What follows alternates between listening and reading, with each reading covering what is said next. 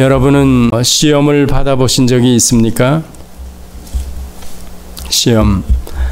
아마 질문하면 대답하기가 좀 곤란할 겁니다. 만약에 이렇게 질문하면 어떨지 모르겠습니다. 여러분은 시험에 들어본 적이 있습니까? 그렇죠. 시험을 받아보신 적은 아마 없을지 몰라도 시험에 들어본 적은 아마 여러 차례 있을 겁니다. 저도 마찬가지고, 즉 외부로부터 오는 이런 테스트 혹은 시험, 특별히 하나님께서 주시는 그런 시험은 제 생각에도 또 여러분의 생각에도 그렇게 쉽지 않습니다. 그러나 내부로부터 일어나는 어떤 시험, 유혹이나 이런 것들은 여러 차례 아마 여러분도 경험하셨을 겁니다. 고린도전서 10장 13절에 가보면 너희가 감당치 못할 시험 당함을 허락지 아니하시고 이렇게 얘기합니다.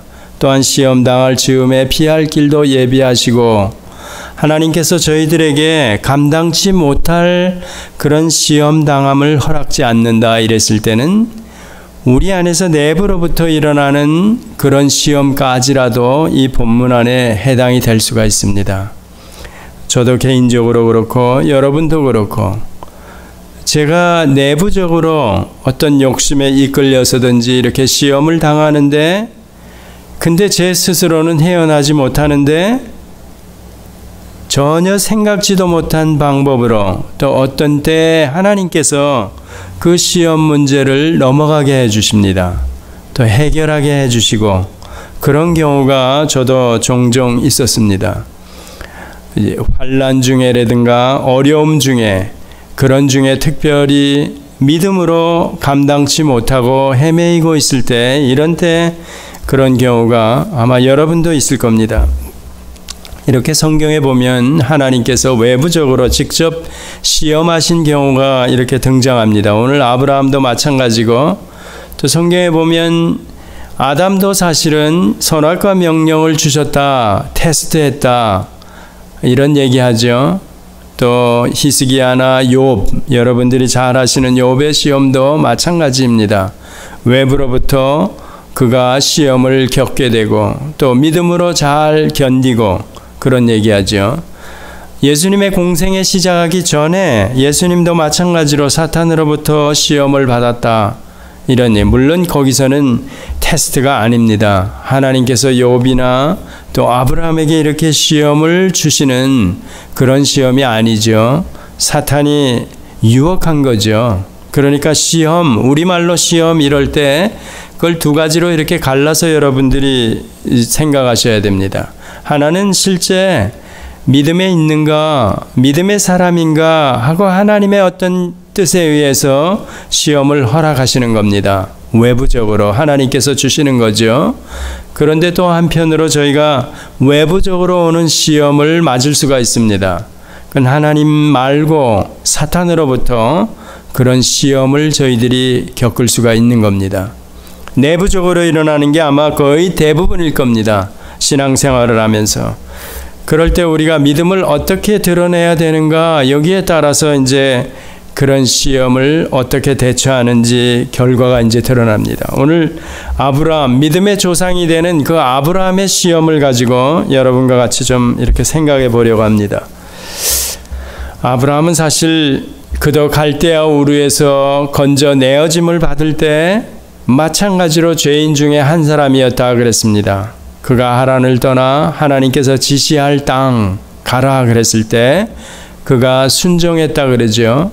그에게는 이미 주어지는 믿음이 그에게 있었다는 얘기입니다. 그가 서서히 반응하기 시작하고, 또 하나님께서는 그런 아브라함을 향해서 계속해서 하나님의 열심으로 그를 인도해 가시고 그랬습니다. 22장에 이렇게 이삭을 잡는 독자지요. 독자 이삭을 잡는 자리에까지 갔다 이랬을 때 아브라함의 그 믿음의 여정이 순탄했는가 이랬을 때 그렇지 않았습니다. 그가 2차례나 자기 부인을 누이라고 속인 적도 있었다 그랬죠. 그런 내용을, 전체적인 여정을 돌아볼 때 하나님께서 이제 어느 정도 시간이 경과했을 때 그에게 이제 시험을 이제 허락한 겁니다. 이삭을 드리라. 이삭을 드리라 그러면서 오늘 본문에 보니까 저는 약속을 받은 자로되 그 독생자를 드렸느니라 이렇게 나오는 겁니다. 22장까지 와가지고 아브라함이 그 드러나는 믿음이 여기까지 와 있었다. 그걸 여러분들이 알 수가 있는 거죠. 사실 이 하나님의 명령 자체가, 하나님께서 아브라함을 시험하는 그 내용 자체가 저희들이 조금만 생각하고 돌아보면 조금 이상한 것도 있습니다. 저희들 생각에 그렇다는 얘기죠. 18절에 보면 저에게 이미 말씀하시기를 내 자손이라 칭할 자는 이삭으로 말미암으리라 하셨으니 이런 얘기도 나오죠. 저가 하나. 그런데 19절은 결과적으로 아브라함이 드러나는 믿음을 이제 드러냈는데 자기가 칼을 들고 백세에 얻은 독자를 잡아도 하나님께서는 부활로 죽은 자 가운데서 다시 돌려보내실 줄을 알았다. 다시 줄 줄을 알았다. 부활 신앙을 가졌다고 저희들이 많이 이제 설명을 하죠. 그 이전에 하나님께서 어떻게 이렇게 아브라함을 테스트하는 게 좀 이성으로 생각하면 좀 맞지 않는 것 같습니다. 사실은. 왜냐하면 이미 100세에 내가 아들을 얻을 거다 그러면서 그로 말미암아 많은 후손들이 복을 받을 것이다 이렇게 설명하고, 결국은 그 약속을 한 그 약속 자체가 지난주에 저희들이 돌아본 대로 저들은 증거는 받았으되 약속은 받지 못하였다 그랬지 않았습니까? 그 약속을 다른 약속이 아니라 창세기로 시작하면 여인의 후손 아브라함으로 얘기하면 그가 하란에서 떠나 가나안에 왔을 때 창세기 12장에 약속한 대로 그의 후손을 통해서 이제 많은 사람들이 복을 받을 거다. 하늘의 별과 같이 바다의 모래같이 이르면서 그 약속을 해주셨는데 그게 다름 아닌 예수 그리스도 메시아를 약속해 주었다. 이렇게 저희들이 보는 겁니다. 그러니까 저도 약속을 받은 자로되 그런데 그 독생자를 드렸다 이렇게 나왔을 때 아브라함의 믿음이 대단한 거라는 겁니다. 아브라함의 드러나는 믿음이 이게 보통 사람이 아닙니다. 지난주에 저희들이 돌아보면서 저들은 더 나은 본향을 바라보면서 이런 얘기했죠. 어떻게 구약의 성도들이 약속도 받지 못했는데 그런데도 어떻게 외국인과 나그네로 이 땅을 살아갔을까? 장막에 거하면서 그들이 그 더 나은 본향을 바라보면서 살았을까 이랬을 때 메시아에 관한 약속을 하나님께서 분명히 해주셨는데 그 약속이 희미했다 그랬습니다. 사실상 실제 그렇고요. 그건 어떻게 알 수 있느냐면 저희들이 오순절 이후에 돌아와서 보니까 이건 그게 아닙니다. 희미하게라는 얘기는 하나님께서 구체적으로 메시아가 어떻게 오실 거다 이런 얘기가 아닙니다. 물론 미가서나 이런 데 들어가서 그 후대에 이 이스라엘 백성 그 이후에, 그러니까 같은 이스라엘 백성이지만 선지서에 등장하는 그런 이스라엘 백성들과는 다르게 모세에 의해서 건짐을 받았던 이들, 족장시대에 사는 이들은 실제적으로 이 약속이 무언지 희미하게 아는 정도였습니다. 근데 그런 몇 마디 가지고도 아브라함이 실제로 부활신앙을 가졌다는 것, 그건 대단한 겁니다. 우리는 그런데 지난주에 말씀드린 대로 실체를 가진 자들 아닙니까? 왜냐하면 2000년 전에 약속대로 그 약속, 실체가 되시는 예수 그리스도 메시아께서 오셔가지고 구속사를 다 성취시키고 부활하시고 또 부활하신 몸으로 보여주시고 승천하셨는데, 이런 모든 사실들, 구약의 이스라엘 백성들이 희미하게 바라보던 약속을 받지 못한 상태에서 그들이 믿음을 지키고 살았는데, 우리들은 그 실체가 되시는 그분의 모든 행적을 보고 듣고 만짐받은 그런 사도들에 의해서 기록된 내용들을 우리는 이미 다 가지고 있는 자들입니다. 더 중요한 것은 오순절 이후에 성령 하나님이 우리 안에, 성도들 안에 찾아오셔가지고 우리 안에 거하시면서 이 약속들이 사실임을 2000년 전의 사건이지만 시공을 뛰어넘어서 저희들에게 믿게 해주신다는 얘기입니다. 그 약속을 우리는 돌아서 보고 확실하게 가지고 있는 겁니다. 그런데 이 약속이 실체가 되시는 메시아가 오시기 전에 그들은 희미하게 바라보면서 믿음을 지켰다, 드러내는 믿음을 보였다, 이런 얘기입니다. 그러니까 아브라함도 그 안에 들어가는 겁니다. 그러니까 구약의 성도들이 저희들이 생각하기에는 대단한 사람들입니다. 대단한 믿음의 사람들입니다. 오늘 우리들은 지난주에 말씀드린 대로 똑같이 우리들은 엉터리 같은 사람들이죠. 왜? 약속을 다 받은 자이며, 이 히브리서 11장 39절에 가보면 뭐라 그러냐면, 이 사람들이 다 믿음으로 말미암아 증거를 받았으나 약속을 받지 못하였으되, 이렇게 나오지 않습니까? 실제로 메시아가 오신 데는 그 사실을 희미하게 들려졌지만 실제로 메시아를 보지 못한 사람들입니다. 저희들이 그 시므온이나 안나 선지자를 보면서, 시므온 같은 사람 8일 만에 이제 할례를 받으시고 결례를 행하기 위해서 성전에 올라왔을 때 그 어린 인간으로 오신 예수 그리스도를 안아보면서 내가 주여, 내가 이제 우리의 구원을 보았나이다 하면서 내가 이제 죽어도 여한이 없다, 이런 얘기를 했습니다. 그게 바로 구약 내내 성도들이 기다리던, 희미하게 바라보던 그 약속, 실체가 되시는 그리스도, 그가 오셨고 그가 결례를 행하러 왔을 때 시므온이 그를 안아보고 내가 죽어도 여한이 없다, 즉 실체를 안아보고 그런 거죠. 바로 그런 장면입니다. 그러니까 그 이전의 모든 사람들은 메시아를 직접 만나보지도 못한 사람들입니다. 그런데도 불구하고 이렇게 부활신앙까지 오늘 아브라함이 가졌다, 더욱이 놀라운 거죠. 그런데 하나님께서 이런 시험을 했을 때, 만약에 저희 같으면, 저희가 아브라함 같은 입장이라면 어떠했을까 이랬을 때 말도 안 되는 얘기죠. 저희 같으면 이 약속, 이 하나님의 명령을 지킬 수가 있을까? 테스트를 아마 쉽지 않습니다. 자, 100세에 얻은 아들, 사라가 90세 때 얻은 아들이죠. 노경에 얻은 아들인데 그 아들을 데리고 모리아산에 가서 번제를 드리라 이랬을 때, 물론 사람들에 따라서 성경을 보는 입장이 조금 다르지만 바로 그 명령에 순종해 가지고 3일 길을 걸어서 거기에 갔다. 두 사환들을 산 밑에 머무르게 하고 이제 이삭을 데리고 올라가서 번제, 실제로 잡으려고 그랬다, 이런 내용들을 설명하는 겁니다. 근데 3일 길을 걸어서 가는 그런 먼 거리, 그런 얘기도 설명이 좀 이렇게 필요하죠.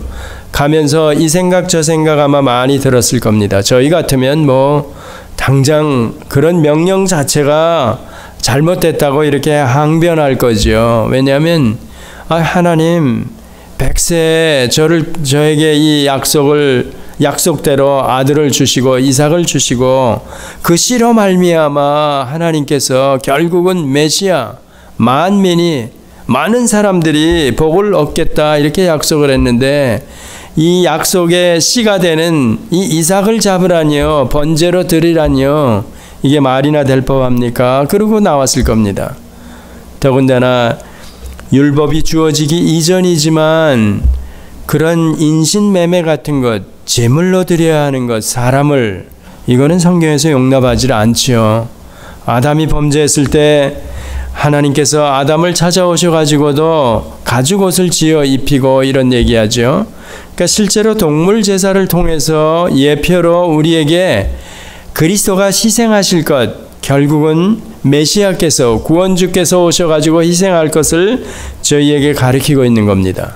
그런데 아브라함에게 이렇게 내 아들을 그것도 잡으라 이러니까 이건 말이 안 되는 거죠.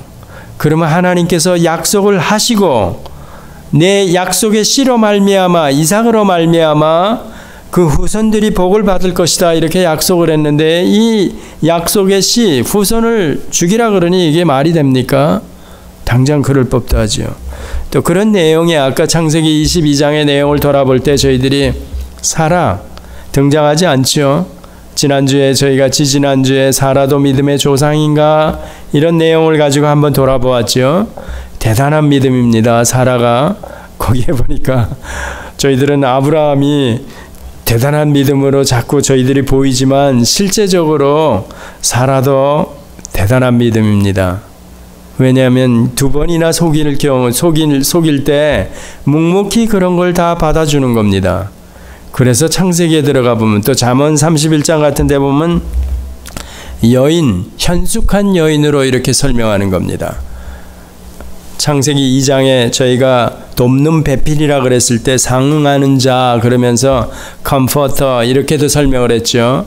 어쩌면 아담보다도 하와가 더 현명하고 더 이렇게 똑똑한 뭐 어떻게 얘기를 하면 그렇지만 펑션이 다른 그런 겁니다. 근데 사라도 마찬가지. 왜 거기서 이삭을 데리고 가는데 3일 길 걸어서 모리아산으로 가는데 사라가 등장하지 않을까? 이미 그에게는 주어지는 믿음이 있고 믿음으로 그 남편 아브라함을 주여 하듯이 그 순종했다는 얘기. 아마 제 생각에는 이제 그렇게 이제 할 수가 있습니다.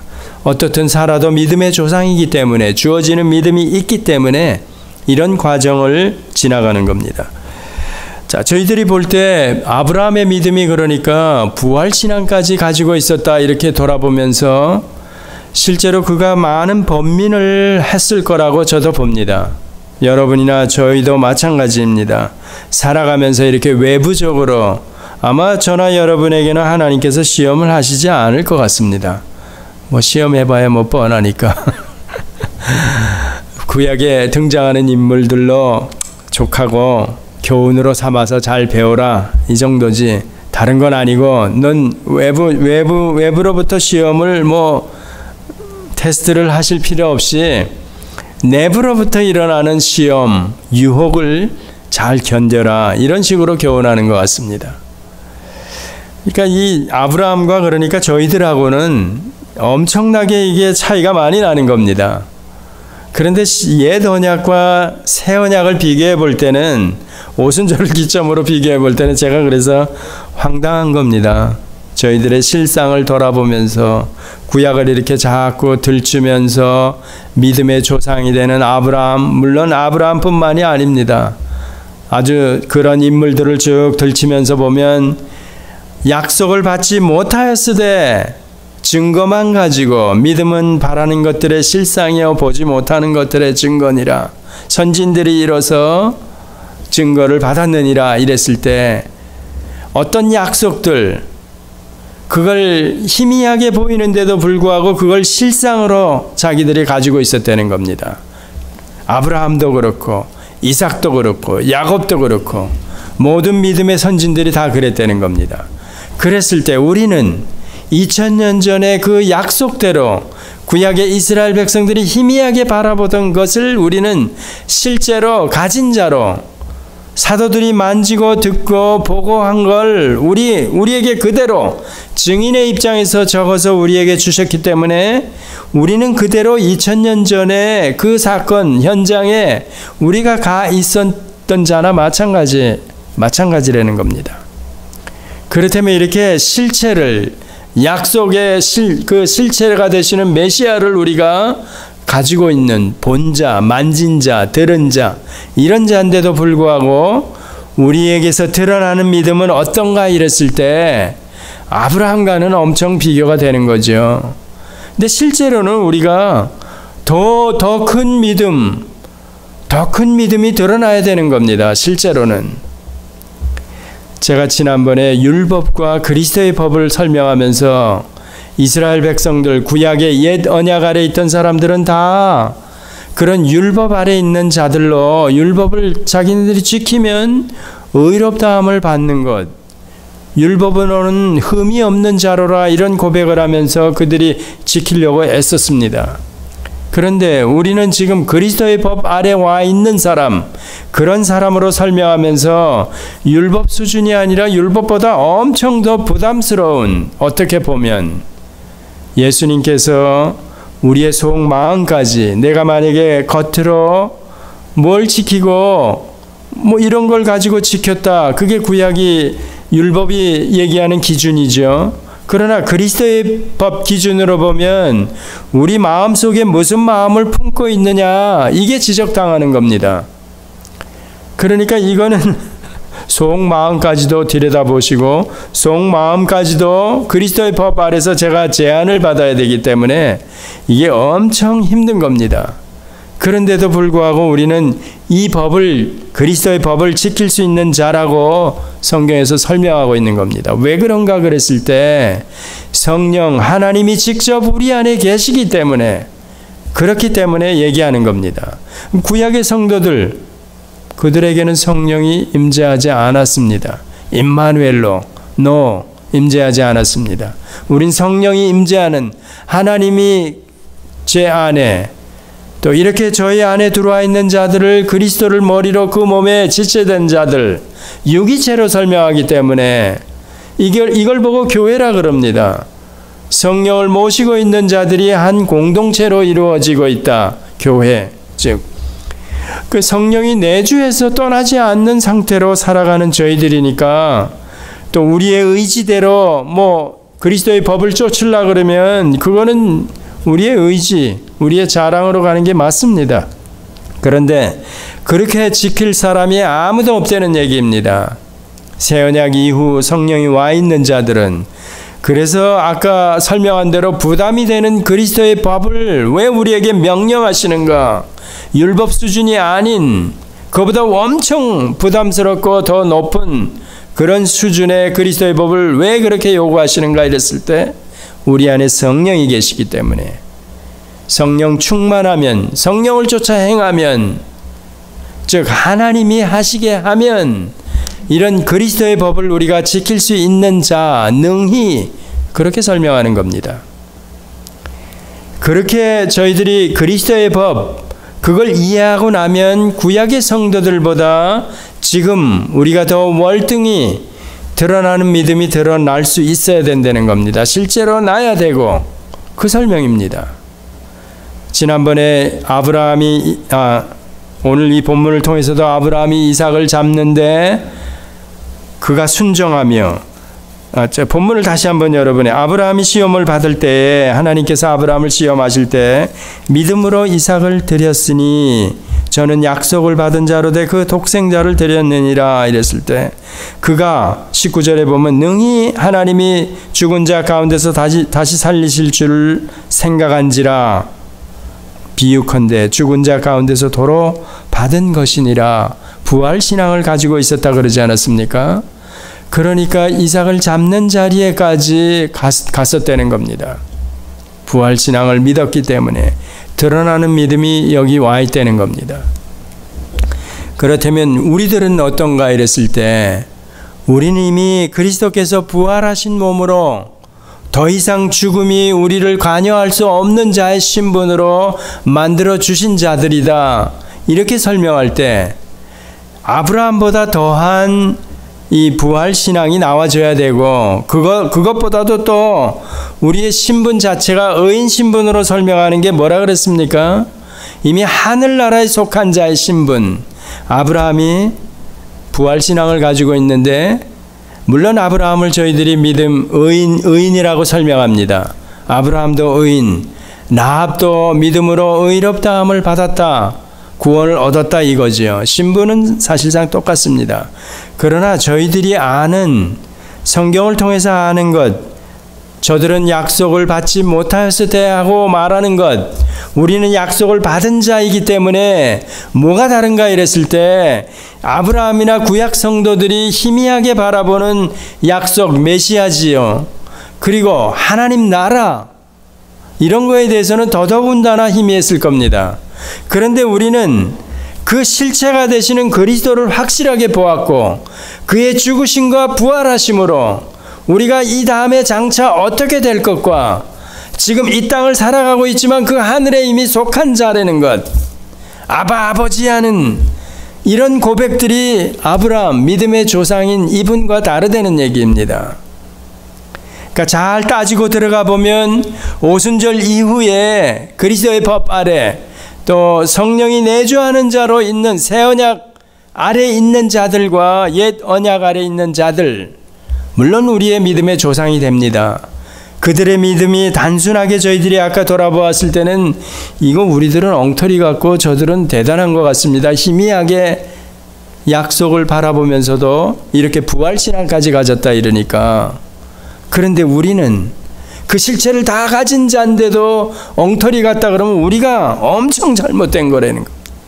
엄청 잘못되어 있는, 드러나는 믿음이 어쩌면 나오지 않는다는 겁니다. 그러니까 하나님께서 우리에게 시험을 못하는 겁니다. 아브라함은, 욥은 사탄이 와서 덤벼들 때 너 해봐 그러지 않았습니까? 우리에게 하나님께서 그러실까? 굉장히 어렵죠. 우리는 그런 외부적인 시험을 하나님이 저를 테스트해보, 여러분을 테스트해봐. 예, 하나님 저에게도 시험을 한번,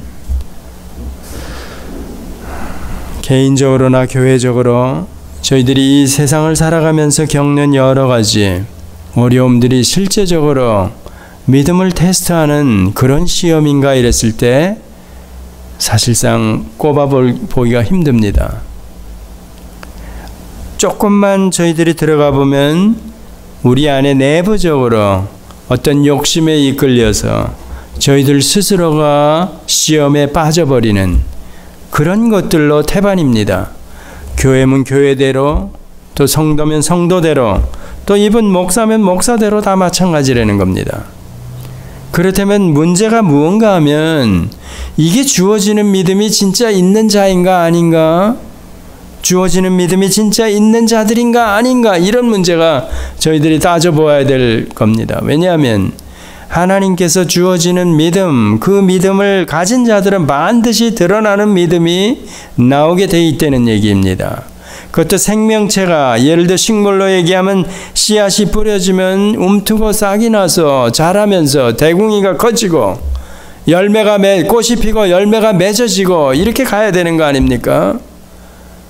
다 구약에 희미하게 약속만 받은 자들도 그렇게 믿음을 드러냈다. 우리는 그러면 뭔가 이랬을 때 우리는 엄청 복을 많이 받은 자인데도 불구하고 하나님이 직접 새 언약, 즉 우리 안에 신비에, 우리의 마음 안에 와서 또 다른 영으로 거하시면서 우리를 이끌어 가시는데 우리에게는 당연하게 믿음이 드러나야 되고 그 어떤 테스트도 받을 수 있는 그런 위치라는 겁니다.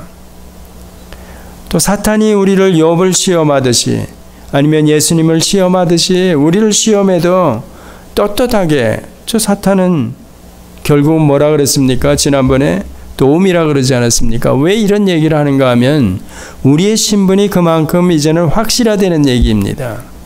그렇다면 드러나는 믿음을 보이게 하기 위해서, 그래서 베드로전서 1장 6절 이하에 내려가서도 너희가 여러 가지 시험을 만났는데 잘 참았도다 이런 얘기하는 겁니다. 그러면서 하나님께서 우리에게 시험을 주실 수도 있습니다. 왜? 이 다음에 이게 건수가 없기 때문에 하나님도, 제가 그 베드로전서 보다가 하나님이 참 설명을 다 할 수가 없죠. 얼마나 이렇게 배려하시고 우리 한 인생 자기 자녀들을 생각하시는지 이 다음에 상을 주려고 일부러 우리에게 시험거리를 던져주시는 겁니다. 물론 감당할 시험이죠. 감당치 못할 시험 당함을 허락지 않는다 그랬으니까 또 시험 당할 즈음에 피할 길까지도 하나님께서 허락하시고 우리에게 주는데 왜 그런가 이랬을 때 우리에게 상급을 허락하기 위해서, 야, 너 그때 진짜 잘했다. 너 그때 잘했다. 너 이거 너에게 주는 상이다. 하나님께서 이걸 허락하시기 위해서. 이건 마치 저 같은 경우는 예를 들어서 손주, 아들 같이 놀아주는 겁니다. 놀아주면서 야, 씨름을 하든지 뭘 하든지 하면서 일부러 져주는 겁니다. 야, 내가 잘했다. 내가 이겼다. 그래 주는 겁니다. 하나님께서. 그런 시험, 얼마든지 저희들이 드러나는 믿음으로 이제는 외부로부터 오는 어떤 공격도 어떤 시험도 이겨야 된다는 겁니다. 오늘 이 본문을 보면서 생각을 많이 하게 합니다. 사실은 드러나는 믿음이 여기까지 아브라함이 드러났다 그러면 우리는 실상 아브라함보다 더한 드러나는 믿음을 내보여야 된다.